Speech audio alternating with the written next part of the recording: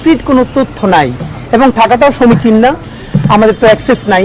কিন্তু সাধারণ আরও 10 জন নাগরিকের মাধ্যমে আমরা বাইরে যেসব তথ্য পাই, আমরা যেসব বক্তব্য বুঝি,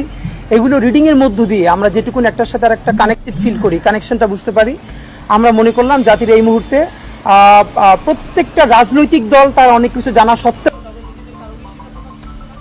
এমনকি বিভিন্ন স্টেক হোল্ডার যারা অনেক কিছুই জানে কিন্তু প্রকাশ করতে চাচ্ছে না, তা আমরা মনে করি এত হিসাব নিকাশ বা এত ক্যালকুলেশন করে বাংলাদেশের মানুষ জুলাই যুদ্ধে নামে নাই। সুতরাং যারা জুলাইয়ে জীবন দিয়েছে, যারা আহত হয়েছে, অগণিত মানুষ, আমরা চেয়েছিলাম এখানে আমরা অবস্থাটা বুঝতে, আমরা বক্তব্য না দিতে এই জায়গাটায়, কিন্তু আমাদেরকে তারা অসংখ্য মানুষ আমাদেরকে জানিয়েছে যে আমরা যেভাবে খুবই খোলা চোখে সাদামাটাভাবে স্পষ্টভাবে বুঝতে চেষ্টা করি এবং বলতে চেষ্টা করি, তারাও এই সংকটে আমাদের ভাবনাটা বুঝতে চান। তো সেক্ষেত্রে শুধুই সমস্যা বলা না, এই সমস্যাগুলো কারা তৈরি করলো, এটার সাথে দিল্লির কিভাবে কানেকশন তৈরি হলো, এবং সর্বশেষে জাতীয়ভাবে আমরা আবার কিভাবে ঐক্য করে আমরা কিভাবে এই সমস্যা মোকাবিলা করতে পারি, এখানে আমাদের সুনির্দিষ্ট কিছু প্রস্তাবনা আছে। ভাই বন্ধুরা, আপনাদেরকে আমরা স্পষ্ট জানাতে চাই,